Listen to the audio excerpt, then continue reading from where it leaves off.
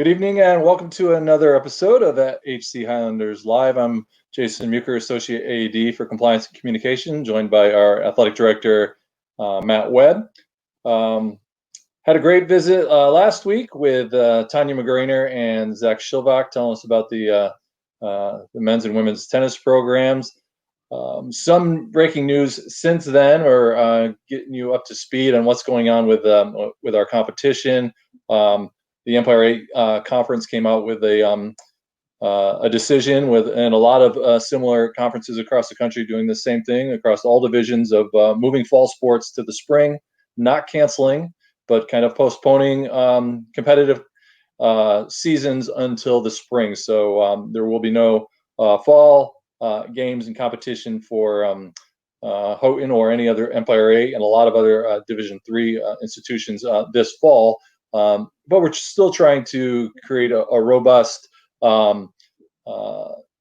opportunities for our student athletes to still be involved with their teams in practice sessions and skill and personal development, and really trying to maintain that team camaraderie, even though they're going to be missing that competition aspect. And I'll let Matt talk a little bit more about that, and then we'll go into our special guest who will have a little bit more to say. So I'm going to turn it over to Matt to get you update on some news and interview with our special guest. Yeah, thanks, Jason. So, as Jason said, most recent decision has been to postpone our fall sports to the spring. And so what we're really working on now, and our conference is doing some work, and we'll, over the next few months, sort of be proposing some potential schedules in terms of how that will look for the spring semester, which will obviously be very, very busy. But that's what we're working toward right now. And more in the immediate, though, is putting together our fall practice season for all of our programs. One of the things we're still remaining very committed to is all of our student athletes coming back and having a fall experience that's, Jason used the word robust. That's the word I've been using recently, with a practice competitive element to it that falls within all of the guidelines that we've been given by our local health agencies and the NCAA. So we're working through that right now in terms of what practices will look like. It's going to look different, but we're putting things together so that it can still be a valuable experience for our student athletes. We're also working on some creative, competitive outlets for our student athletes and our whole student body. We're not sure what we're calling that yet. One of our coaches has coined it the COVID games. And we'll see how that plays out. But taking advantage of some of our outdoor facilities that we have, we've got a lot of outdoor facility. We've got disc golf course. We're probably putting in a second disc golf course, using our trails and outdoor facilities for doing some things, maybe a modified track meet for the entire student body. We're just looking at a variety of different things that we're going to be putting together that will be fun and competitive, and giving our student athletes an outlet for some activity while they're here this semester. So our guest this evening, special guest today, we've been highlighting a number of athletes and coaches and alumni, and I've invited Chuck Mitrano to join us this evening. Chuck is the commissioner of our conference, the Empire 8 Conference, and he's been in that role since 2001, so coming on just about 20 years serving in that capacity. And the Empire 8 has quite a bit of history of setting itself apart from a number of the other conferences and being a leader in the NCAA, and a large deal of that is due to Chuck's leadership and even some pretty groundbreaking legislation that's been introduced even this spring relative to all of the COVID changes, and we'll talk about that here in a little bit. But I just want to start by, Chuck, could you just give us maybe a little bit of background on who you are, how you got into being a commissioner, and then I'd like to go into talking about sort of what's transpired over the last 4 or 5 months within our institutions and the conference with COVID, and we'll get into a few other things. But just give us a brief background to who you are, and then we'll get into these topics for discussion. Sounds great. Thanks for having me, Matt and Jason. This is a great forum, and I'm glad to see you using this technology to keep engaged with folks. So a little bit about myself. I was a communications journalism major at St. John Fisher, graduated there in '95. When I was there, I was playing football, tore my shoulder, which I actually completely tore in high school. After a scrimmage, couldn't move my arm for a few days. And I said, well, this isn't great. Finally rehab, got back out there, and within just a matter of a couple of weeks had the same injury occur. Just kind of roughed it out for the season, and I just knew that either I was gonna have to get some serious surgery or I could just kind of hang up the helmet. And so I chose to hang up the helmet. I wanted to focus on things that would put me in a position to get a job when I was all done there. But I knew I wanted to be still connected with athletics. So I was leaning heavily towards being a sports journalist. I had a great opportunity as a sophomore or junior when I was at Fisher to work at the Democrat and Chronicle, the daily newspaper there. And I got to see, what's behind the curtain. And I'm glad that I had that experience. I made a lot of great friends and connections, but I also realized that's not what I wanted to do with my time. I started working in the athletic department and helping them out with some writing projects. And so this love and this passion started to grow for intercollegiate athletics. And so as it happened, I wound up becoming the sports information director there when I was still a senior in college. Just because I had created such great connections there with the leadership. They felt that I was the right person for the right time, and it was a young department. At that time, we were still a part-time unit. When I was there, I actually met with the incoming president and introduced myself and advocated to make it a 12-month position. And luckily, that president actually had a daughter who worked in sports information at St. John's. So she had a great appreciation for the business, and within a couple months, moved the position to full time. So while I was there, I graduated, continued at Fisher. I worked towards my master's in athletic administration at Brockport on a part-time basis. And then I made a move to RIT as their associate sports information director there. Did that for about a year and a half, loved it. They then became the associate athletic director. And in the time that I was at RIT, when I was working in sports info, Lou Spiatti, the director of athletics there, RIT was part of what was then the Empire Athletic Association. And he was the president at that time. And so he asked me to do their weekly public relations releases, players of the week and what have you. So I got an inside look to what the league was at that time, and it wasn't a full-fledged multi-sport conference, but it was a burgeoning conference, and you could see the promise that was there. When they decided to go to full-time in 1999, Pete Bothner, who's still the athletic director at Nazareth, approached me about potentially serving as commissioner. And at that time, I had we just had our first son. I'm a pretty conservative guy. It seemed like a pretty big risk. And, here you are at RIT, a very well-established structure. So I said, I'm going to pass. But I was attending their meetings. I knew intimately what was going on in the conference. I kind of helped give some guidance on public relations type stuff and conference setup. The first commissioner wasn't real happy, didn't like the work that he was doing. And so after a year, it came open again, and it was a natural for me. At that point, I think I had enough experience with it under my belt, and I kind of saw where this conference could go. So 2001, I became the commissioner. And it's all history since then. It sure is.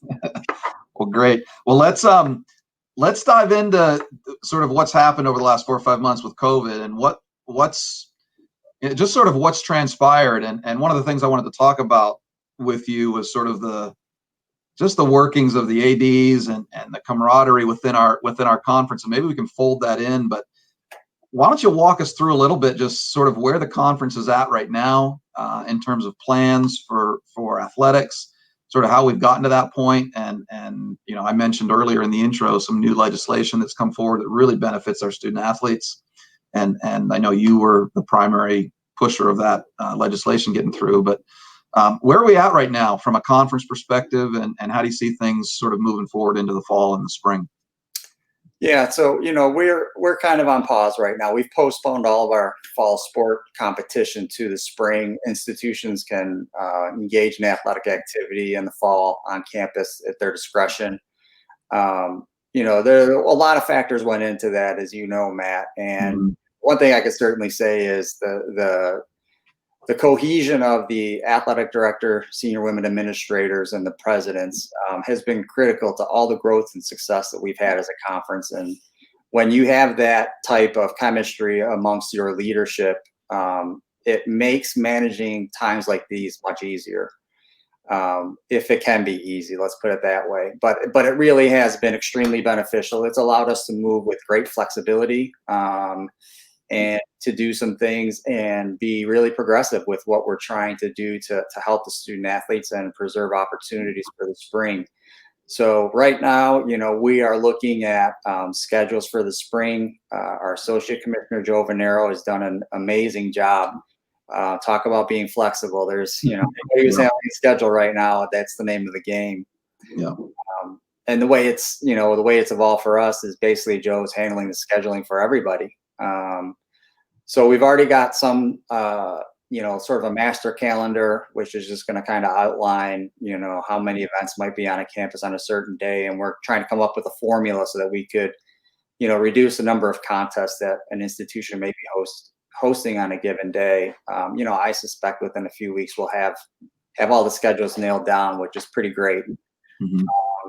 And we had the athletic trainers together, Dee Hand there at Houghton College. She was the chair of and she is the chair of our athletic trainings committee. And they've been meeting very frequently, and they were critical. This is a health and safety issue, and there are experts on the inside, and they know what considerations need to be taken when you're creating policy around this. And so their leadership has been invaluable when it comes to creating policy and protocols within the conference. Yeah.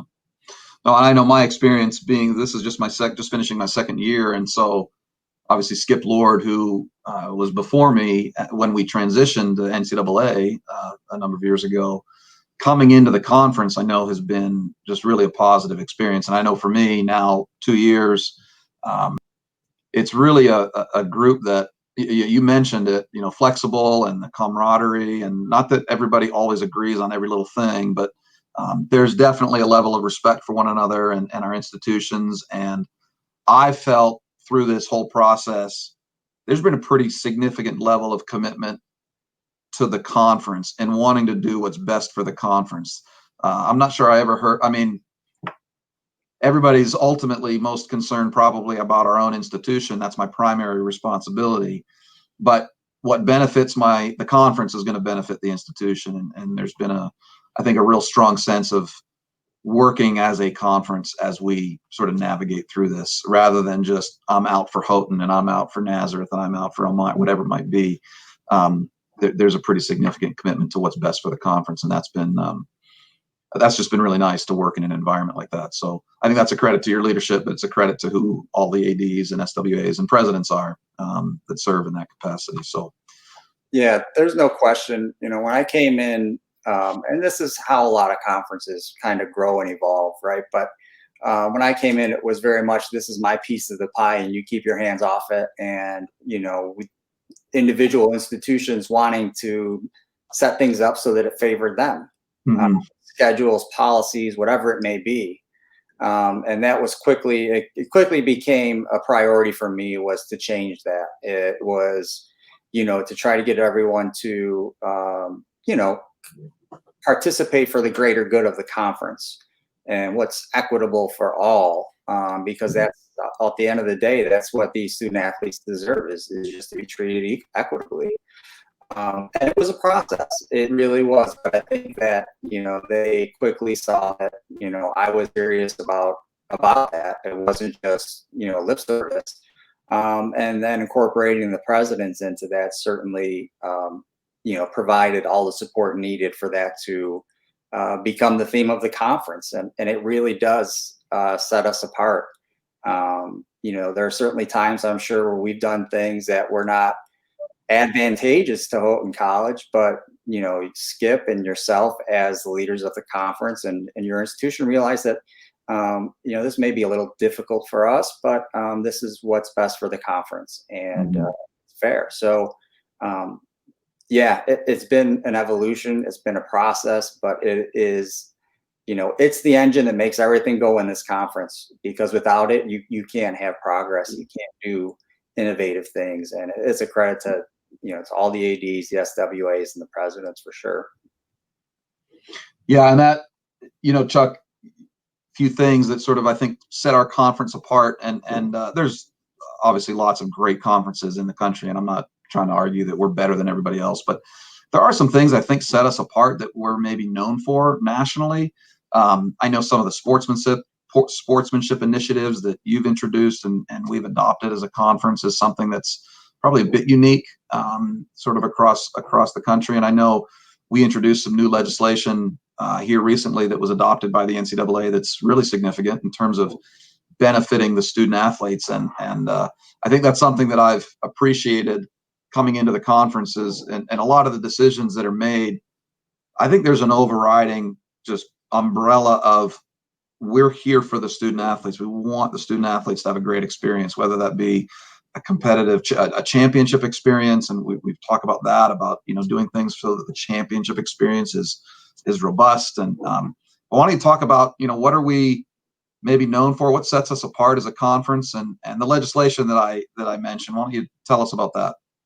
Sure. We'll start with the sportsmanship, which really at an early point in the growth of our conference quickly became, a hallmark of what we are and what we stand for.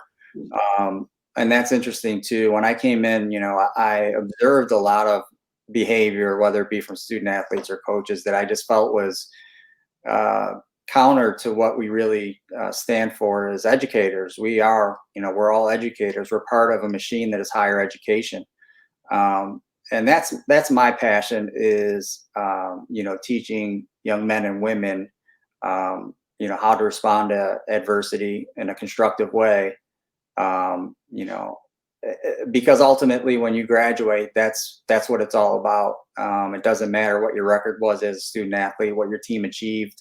Those are all great memories. But what are you learning from that experience that's going to benefit you when you go out into the working world? And so those are the things that we really focus on. And I think sportsmanship is that vehicle that teaches student athletes, how to handle those types of things and develops your character.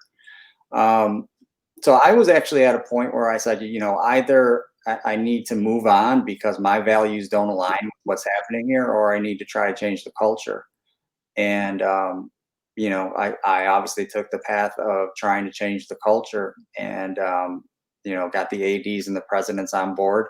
And I can tell you the ADs were not all on board, but we had enough on board to get things in place.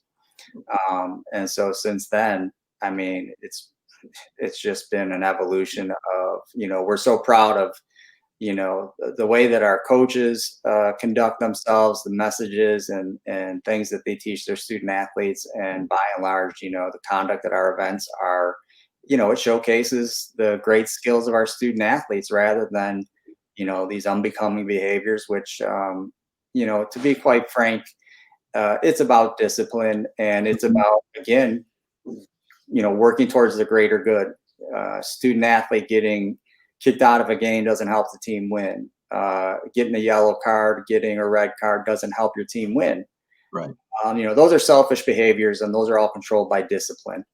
And so those are the things that we, as you know, Matt, we really work hard, and, we put teeth behind what we're talking about. We want the student athletes to learn. We know mistakes will be made, but what are they going to learn from that process? And, I think we have people in place that carry that message forward with, at the highest.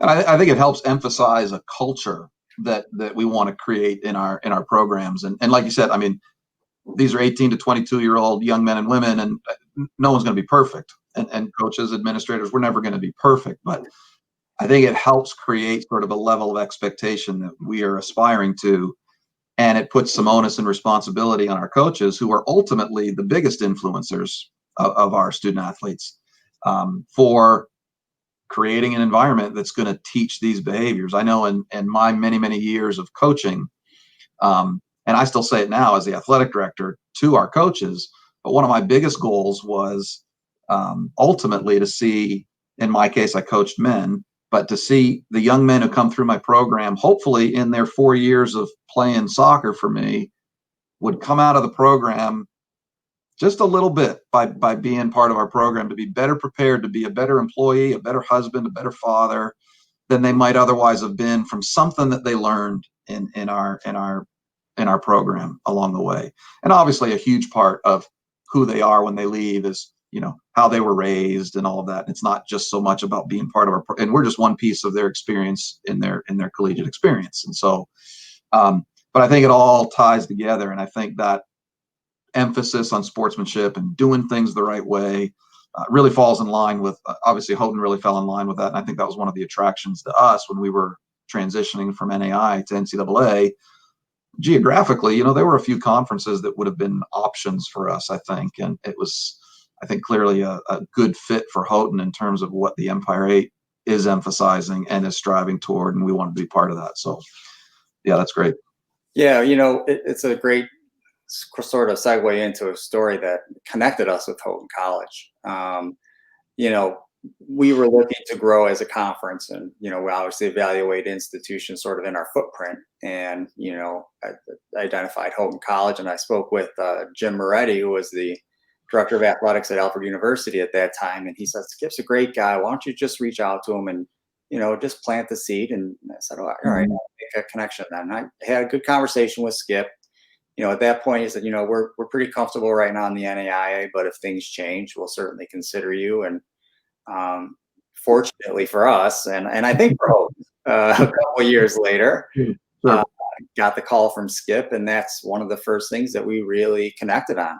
He was very involved in the NAIA sportsmanship program, and that's something that he held dear. And you can see that through every thread of Houghton College. And it was really a natural fit. Houghton College has an incredible academic reputation, high standards. Student athletes do a lot of great things off the field, and they're extremely competitive on the field. So, for us, it was a no-brainer. I hope for Houghton it was as well. And it's been a wonderful connection and partnership that we've had over the years. So sportsmanship is really important. And I don't often get the opportunity to say how important, and you referenced it, as a former coach, but the coaches really are the ones that, make or break, a program like this. They are the ones that have that direct connection to the student athlete. I'm several levels removed from this, right? Right. I don't have that daily interaction with the student athletes, but I also have a great deal of respect for coaches. I coached high school lacrosse. I've coached a lot of youth sports. And so, I read a ton of books on coaching. I just really am fascinated with coaching and strategy and culture, and have a great deal of respect for what coaches go through. And in competitive moments, it can be difficult to make the right decision when it comes to sporting behavior. But I just know that they're the ones that ultimately, again, make or break, that positive opportunity for student athletes. And, kind of look back in your own life and you think about those who've made a significant connection. And, you always come back to a couple coaches that had great influence on you. So I'm certainly amongst that group. Yeah. I was talking with a young coach the other day, talking about how they sort of are modeling their coaching style, and they referenced former coaches that they've had, which were all bad. He referred to them as all bad coaches. And I said, well, you probably have learned a lot though from that, right? I mean, you're now coming into a position of being a coach. You've probably learned some things you don't want to do. And she said, yeah. And I said, the biggest thing is finding out who you want to be, becoming comfortable in your own skin as a coach. But you've learned from previous coaches. They've been I tell my coaches all the time, you have the most potential for influence on our student athletes, probably more than anyone else on campus. Not that faculty aren't very influential, they are, but you already referenced it. By and large, athletes will look back and say coaches were significantly influential, and that's either for good or for bad. You're going to be influential whether you want to be or not. Right. And take advantage of that responsibility to be an influencer for good. So, Chuck, we have some new legislation that's been introduced into the NCAA that really is going to benefit the student athletes relative to all of the changes with COVID, and with the reality that many of our seasons are probably going to be shorter than than would be the norm. A fall sport might have 18 to 20 games in a typical season, and that's probably just not going to happen, moving things into the spring. And in terms of benefiting our student athletes, we've introduced new legislation now that says if a student athlete doesn't complete, or if a program doesn't complete 50% of the maximum allowable, those student athletes wouldn't lose a season of eligibility. Why don't you talk us through sort of how you came up with that and how that went through the NCAA, and just where we're at right now? Yeah, it's interesting that the whole concept really started in March when they halted play altogether. Mm-hmm. And I have regular conversations with a number of individuals within the conference, and we talk about issues, and sometimes great ideas sort of evolve from that. And I was talking to Paul Vecchio at Alfred University, and he sort of raised that as a concept. Hey, this is something that maybe at some point we could consider doing. And from there, that's where it kind of took off, and it took some time because we had to kind of see how things progressed with COVID through the spring and then into the summer, what the NCAA guidelines were going to be. But we had started playing around with the model probably, I think, in May formally. And it was difficult because there are a number of markers we could have considered, but ultimately, I felt, in conjunction with working with a number of conferences and getting feedback, so I knew what was going to be sort of amenable nationally. Mm-hmm. We said, all right, let's go with 70% of, the maximum number of contests you can play during the regular season. That way, it's a consistent number that everybody's using. It's not something you have to calculate on your own end and figure out. And so that was what we put forth, and it went to the Interpretations and Legislation Committee. They evaluated that and another proposal, which would have been 33%, and they felt that 50% was the right number. And when they issued that, they did not include the fact that it was going to include postseason. So it's still, even the model as it is, it's a great benefit to the student athletes. And I engaged Jack Mulvihill at St. John Fisher, who's our national SAC rep, and I serve on championships committee, and Bradley Keller from the NCAA SAC, who chairs that committee, is on the championships committee. So he and I were also communicating. So we were building support with the SAC, national SAC. So I think that, it is set right now at 50%, including postseason, but I do think there's a window where that could change. I think there's a strong possibility that they may remove the postseason component of that, or potentially just raise the number. Mm-hmm. But it seems that, sort of getting the pulse of the commissioners nationally, it seems to be pretty strong in support that it needs to be reevaluated and changed to become more flexible. Right. Ultimately benefits the student athlete, though. Even as is, it's a huge benefit to the student athlete if a program doesn't reach that plateau of 50%. If the student athlete wanted to come back for an additional year, they'd have a year of eligibility still. They wouldn't have used a year of eligibility for that. So there's a huge benefit to the student athlete. So, yeah. Yeah, there definitely is. And that's why we put that forward and support the presidents and the ADs.